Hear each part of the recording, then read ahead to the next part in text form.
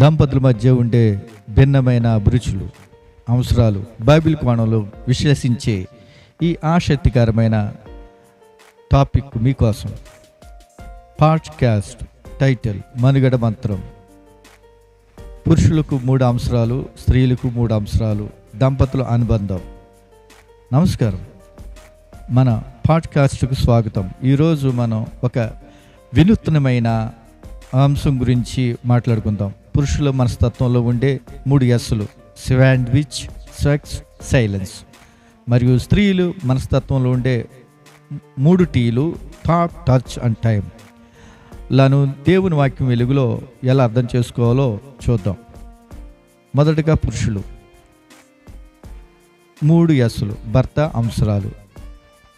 Sandwich ఆహారము. పురుషుడి హృదయానికి దారి కడుపు ద్వారా వెళ్తుందని అంటారు.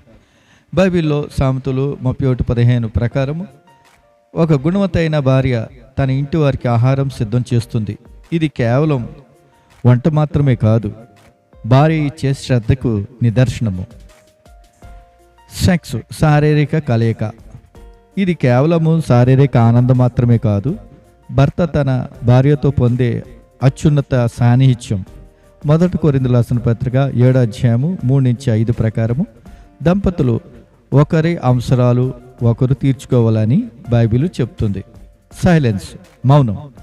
పని ఒత్తిడి తర్వాత పురుషులు కాసేపు నిశ్శబ్దాన్ని కోరుకుంటారు. ఆ సమయంలో వారికి ఇచ్చే స్పేస్ వారిని తిరిగి ఉత్తేజితులుగా చేస్తుంది.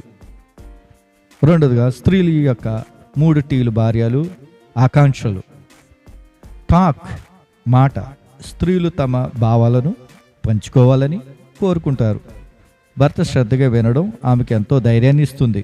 యాకోబు రాసిన పత్రిక 1వ అధ్యాయము 19 వచనము చెప్పినట్లు వినడానికి వేగపడాలి, మాట్లాడడానికి నిదానించాలి. టచ్, స్పర్శ. ఇది లైంగిక కానీ ప్రేమపూర్వక స్పర్శ. అగ్ లేదా చేపట్టుకోవడం.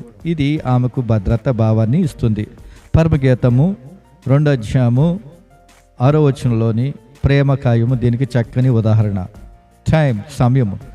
Quality time. భార్యతో గడిపే సమయము ఆమెకి ఇచ్చే అత్యంత ఖరీదైన బహుమతి. ప్రేమ, సహనము కలిగి ఉంటుంది. 1 కొరింథీయులకు రాసిన పత్రిక 13వ అధ్యాయం 4వ వచనము ఆ సహనం సమయము ఇవ్వడంలో కనిపిస్తుంది. ముగింపు. పురుషులు తమ భార్యలు 3 టీలను గుర్తించి, స్త్రీలు తమ భర్తలను 3 ఎస్లను గౌరవించినప్పుడు ఆ సంసారము ఏదో తోటలా వెలిగిపోతుంది. ఒకరినొకరు అర్థం చేసుకోవడమే అసలైన ఆధ్యాత్మికత. దేవుడు మిమ్మల్ని, మీ కుటుంబాలను దీవించి ఆశీర్వదించగాక. Thank you. అనుబంధం ఆయన కొరుకునే ఆ 3 ఎస్సులు. ఈమె భావంలో 3 టీలులు. వేరు వేరు భాషలు, ఒకటే పయనం. ప్రేమను పంచుకోవడంలో ఉంటుంది అద్భుతం. ఈఫిషియన్స్ గ్రంథపు సారం ఇదే: ప్రేమించడం, గౌరవించడమే.